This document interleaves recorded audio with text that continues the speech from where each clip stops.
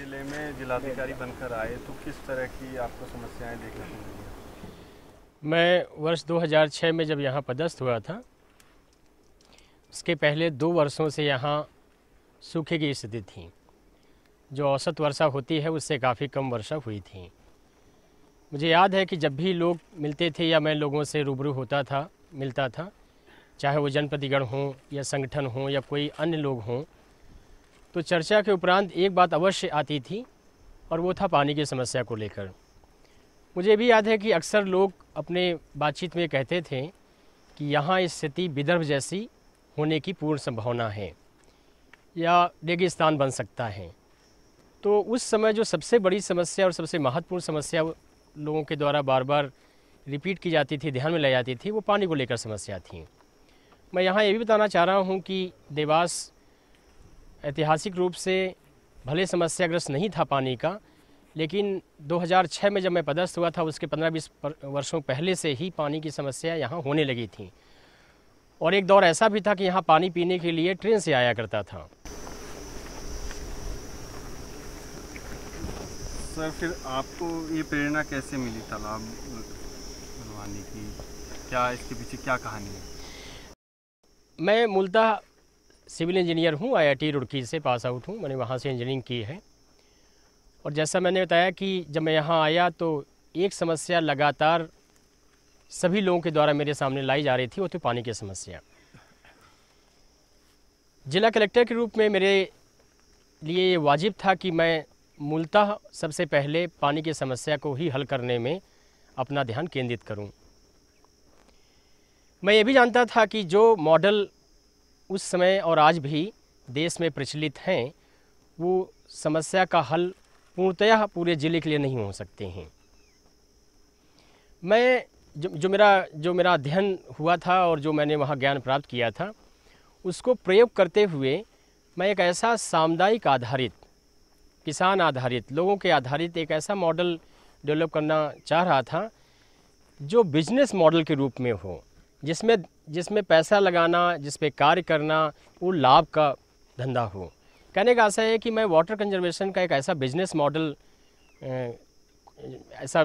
Model लाने के प्रयास में था जो लोग आसानी से अडॉप्ट कर सकें और उसमें पैसा लगाना या उसको अडॉप्ट करना उनके लिए लाभ का धंधा हो। सर, फिर ये कैसे शुरुआत करी? मतलब ये प्रोसेस जो है, मतलब तालाब का क्या इसका कंसेप्ट रहा है आपका? मैंने यहाँ सबसे पहले ये स्टडी किया कि यहाँ खेती कैसे होती है, लैंड होल्डिंग पैटर्न्स क्या हैं, यहाँ की मिट्टी कैसी है, और यदि पानी पर्याप्त हो, सिंचाई पर्याप्त हो, तो किस तरह यहाँ उत्पादकता बढ़ेगी, उससे किस तरह लाभ हो। तो एक एवरेज किसान के लैंड होल्डिंग 10 एकड़ को मानकर मैंने एक मॉडल बनाया, एक तालाब का मॉडल बनाया कि कितनी पानी की आवश्यकता होगी, कितना गहरा तालाब बनाना चाहिए, कितना बड़ा तालाब बनाना चाहिए, कितना उसमें पानी इकट्ठा होना चाहिए जिससे कि उनकी पूरी खेती सिंचित हो जाए, और उसको बनाने में कितना पैसा लगेगा, और उससे जो सिंचित होगी उससे लाभ क्या होगा। इस तरह डिज़ाइन किया मैंने जिससे कि लोग उसको समझ सकें कि उनका कितना पैसा लगने वाला है, कितना उनका फ़ायदा होने वाला है, और वो लाभ और जो निवेश कर रहे हैं वो फ़ायदा उससे होगा कि नहीं होगा। ये मूलतः किया गया था इसमें। क्या मॉडल बताइए, मॉडल क्या था आपका? मॉडल ये था कि जो लोगों की लैंड होल्डिंग है, जो लोगों के स्वामित्व में ज़मीन है, उसका 5% से लेके 10% ज़मीन पे तालाब बनाने का था। और वो तालाब इस तरह बनाया जाए कि कैचमेंट एरिया उसका इस तरह हो कि पूरा पानी उसमें भर जाए। उस तालाब का साइज, उस तालाब की गहराई इस तरह हो कि उसमें इतना पानी इकट्ठा हो कि बाकी जो उनकी 95% और 90% ज़मीन बचती है वो पूर्णतः रबी के लिए सिंचित हो जाए। ये भी इसमें ख्याल रखा था हम लोगों ने कि चूँकि सबसे ज़्यादा इवेपोरेशन जो लॉसेस होते हैं, पानी का जो वाष्पीकरण होता है, वो सबसे ज़्यादा फरवरी से लेकर जुलाई तक होता है, वो लगभग 75% होता है। और पूरे वर्ष में जो 6 से 7 फीट जो वाष्पीकरण होता है उसका 75%, लगभग 5 फुट पानी का वाष्पीकरण वो फरवरी से लेकर जुलाई तक होता है। तो कोशिश ये की गई कि पानी इसमें इतना इकट्ठा हो और इस तरह प्रयोग किया जाए कि वो केवल जनवरी तक ही पानी उसमें रहना चाहिए। यदि जनवरी के बाद पानी की आवश्यकता है तो वो जो कुएं और ट्यूबवेल यहाँ पहले से ही लोगों के पास में थे वो रिचार्ज होते रहते हैं, क्योंकि पानी इसमें इकट्ठा होता रहेगा तो वो रिचार्ज होते रहेंगे, पानी नीचे जाता रहेगा, जो हुआ भी है। और फिर वो यदि आवश्यक समझें तो वो फरवरी के बाद में अपने कुओं और ट्यूबवेल का पानी प्रयोग करें। साइंटिफिकली भी पूरे वर्ल्ड में यही सजेस्ट किया जाता है कि सतह का जल और भूगर्भ जो भूजल है उसका कंजक्टिव यूज करना चाहिए। उससे पानी का, मिट्टी का, इन सब में केमिकल का संतुलन बना रहता है, जो यहाँ देखने को आपको मिला भी होगा। और जो ये तालाब हैं इनमें स्वाभाविक रूप से नीचे भूजल रिचार्ज होता रहता है। और पिछले जो 6-7 सालों में अभी तक जो दिखने में मिला है कि जो यहाँ 300, 400, 500 फीट में पानी रहता था, अब वो 15-20 फीट में पानी आज की तारीख में गर्मियों में भी, जून में भी और मई में भी मिल जाता है। तो कितना सफल रहा है ये अभियान? मैं व्यक्तिगत रूप से कहूँगा कि मेरी भी कल्पना से ज़्यादा सफल रहा है। और पिछले 8-9 वर्षों में देवास ज़िले में ही अकेले 10 से 12 हज़ार सिंचाई तालाब लोगों ने बनाए हैं। और जब मैं यहाँ पदस्थ हुआ था 2006 में तो 1,60,000 हेक्टेयर में रबी की खेती होती थी और उसमें भी अधिकांशतः असिंचित होती थी। मुश्किल से 10 से 20% ही ज़मीन सिंचित थी। इस वर्ष मुझे जिला प्रशासन के लोगों ने बताया है कि 3.25 लाख क्षेत्र में रबी की खेती की गई है और जिसमें भी अधिकांशतः सिंचित है। तो जाहिर है कि न केवल पानी का लेवल ऊपर बढ़ा है और जो ज़मीन में पहले खेती हो रही थी वो सिंचित हुई है और खेती उसमें अच्छी हुई है, बल्कि और बहुत सा एरिया जिसमें खेती पहले नहीं करते थे वो भी खेती में आ गया है। और इस ज़िले में ही नहीं, इसके आसपास ज़िले में और प्रदेश के अन्य ज़िलों में भी फैला है, जहाँ से हज़ारों किसान यहाँ नियमित रूप से हर साल आते हैं और यहाँ से देख के जाके वो लोग अपने यहाँ भी बनाते हैं। और न केवल इस प्रदेश में बल्कि अन्य प्रदेशों में, विशेष रूप से बुंदेलखंड जो उत्तर प्रदेश का है वहाँ भी लोगों ने अपनाया है, महाराष्ट्र में अपनाया है, वहाँ के किसान भी आए थे। और भी करीब 15-16 अन्य देशों के भी लोग यहाँ आके देखे गए हैं, जो संभवतः अपने देश में वो लोग भी कर रहे हैं। सर, ये जो आपका मॉडल है, आपने जो है 10 एकड़ को एक एवरेज लेके चले हैं जी, तो उसकी इकोनॉमिक्स क्या है? मतलब मॉनेटरी टर्म्स में अगर बात करें कितना खर्चा आएगा इसमें? जो हमारी रबी की पानी की आवश्यकता है उसको ध्यान में रखते हुए, और ख़ास तौर पे जो पानी नीचे रिचार्ज में चला जाता है और ऊपर वाष्पीकरण में चला जाता है, उसको सबको मिलाकर तालाब के आकार और साइज़ को डिज़ाइन किया गया है।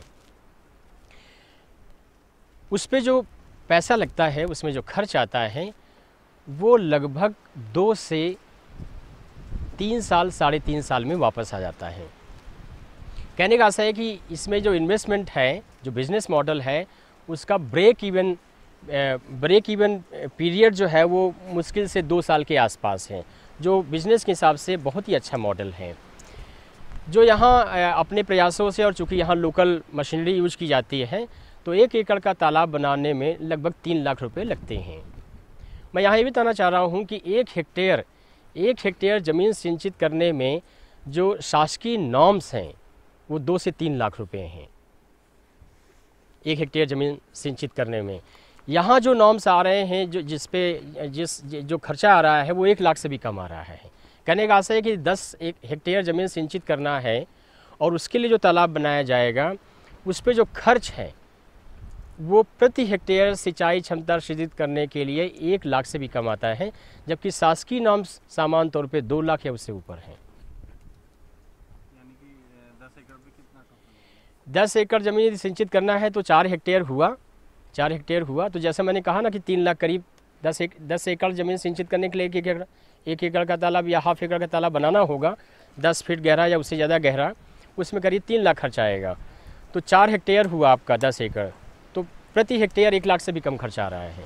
जबकि जो शासकीय नॉर्म्स हैं, जो सिंचाई विभाग और के रहते हैं, वो 2 लाख से भी ऊपर रहते हैं। ये ऑल ओवर कंट्री है। तो शुरुआत में क्या दिक्कतें आई आपको, मतलब किसान को कन्विंस करने में? उसके बाद फाइनेंशियली किसान क्या इस लायक था कि वो ये स्टेप उठा सके? क्या उसको, किसान को भी व्यावहारिक दिक्कतें आई, फिर क्या उसका सोल्यूशन निकला? किसान के लिए ज़मीन से ज़्यादा प्रिय चीज़ कुछ भी नहीं होती है। और जैसे कि कहावत है, और ज़्यादातर जगह ये कहावत है कि किसान 1 इंच ज़मीन के लिए अपनी जान दे भी सकता है, और जान कई बार इस तरह घटनाएं भी हो जाती हैं। तो सबसे बड़ी सबसे बड़ा चैलेंज जो थी हम लोगों के सामने वो ये था कि कैसे ये कन्विंस किया जाए कि वो अपनी ज़मीन का 5% 10% ज़मीन जिसमें वो मूलतः खेती करते थे, जैसे भी खेती होती रही होगी, उसको खेती के बजाय तालाब के रूप में बदल दें। ये बहुत बड़ा चैलेंज था। दूसरा ये भी था कि जब ये शुरुआत हुई थी तब यहाँ किसानों की माली हालात बहुत ख़राब थी। आप गांव देख रहे होंगे, इस गांव में एक भी पक्का मकान नहीं था, कच्चे थे, खपरैल थे, बहुत ही छोटे छोटे मकान थे, लोगों के पास में कोई साधन नहीं था। यहाँ दूध नहीं होता था चूँकि खेती नहीं होती थी, हरा चारा नहीं था, तो आय के साधन बहुत सीमित थे, उनके पास पैसा बहुत सीमित था। तो दूसरा चुनौती ये था कि कैसे वो पैसा मोबिलाइज करें इसको बनाने के लिए। लोगों ने तरह तरह से प्रयोग किए, कुछ लोगों ने शायद अपने जेवर भी बेचे, कुछ लोगों ने मार्केट से पैसा उठाया, कुछ लोगों ने बैंक से लिए, कुछ लोगों ने ऐसा भी किया कि जो बनाने वाले लोग थे उनको कुछ पैसा शुरू में दिया, फिर जब फसल आई तो अगले साल दिए, फिर अगले साल दिए, तरह तरह के प्रयोग हुए। दूसरा ये दिक्कत था। तीसरा दिक्कत जो था वो भी था कि इतने कम समय में ज़्यादा से ज़्यादा लोगों तक कैसे पहुंचा जाए, और जो मशीनरी और जो संसाधन और टेक्निकल लोग थे उनको कैसे गांव तक और हर किसी तक पहुंचाया जाए। वो निश्चित रूप से उसमें जो डिस्ट्रिक्ट एडमिनिस्ट्रेशन की पूरी टीम थी और जनप्रतिनिधि थे, उन सब लोगों ने सहयोग किया, जिसकी वजह से वो संभव हो पाया।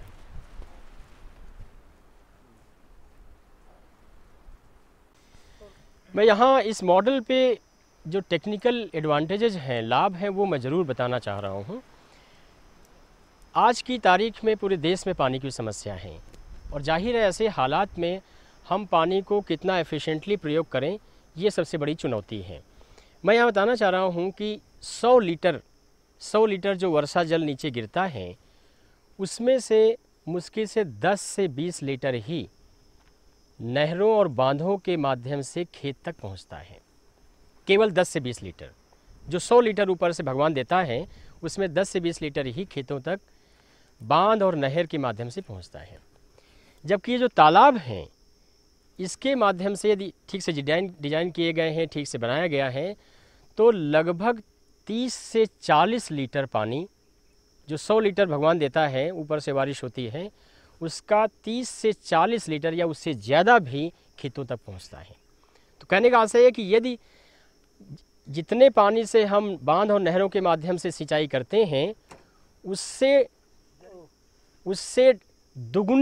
दुगने क्षेत्रफल पे हम इससे सिंचाई कर सकते हैं।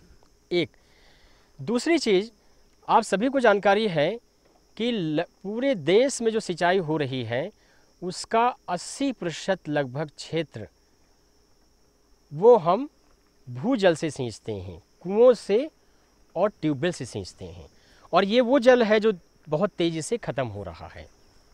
80% सींचते हैं। यहाँ ये जो मॉडल है, इसमें यही तालाब सिंचाई के पानी भी उपलब्ध कराते हैं, और इसी से पानी नीचे जा रहा है, जो भूजल है उसको इनरिच कर रहा है, उसको संपुष्ट कर रहा है। और उसका परिणाम ये हुआ है कि जहाँ आज से 5, 7, 8 साल पहले जहाँ 400 feet, 300 feet, 200 feet, 250 feet, 600 feet तक पानी हुआ करता था, अब वो 15 से 20 फीट पानी आ गया है। इसको यदि इस दृष्टिकोण से, बिजली के दृष्टिकोण से देखें, तो जो बिजली हम 400 फीट से खींचने में लगाते हैं, जब वही पानी हम 15 और 20 फीट से 25 फीट से निकालेंगे, तो बिजली हमारी आवश्यकता शायद 5 से 10% से भी ज़्यादा नहीं आएगी। तो हम अरबों खरबों रुपया, और यदि हम इसको ग्लोबल वार्मिंग के हिसाब से देखें तो कार्बन लोड कम करने में ये मॉडल बहुत बड़ा सहायक है। तीसरी चीज़ ये भी है कि इसकी जो कॉस्ट है वो सामान्य जो मॉडल है, चाहे वो ट्यूबवेल हो या बांध और उससे हो, उससे बहुत कम है।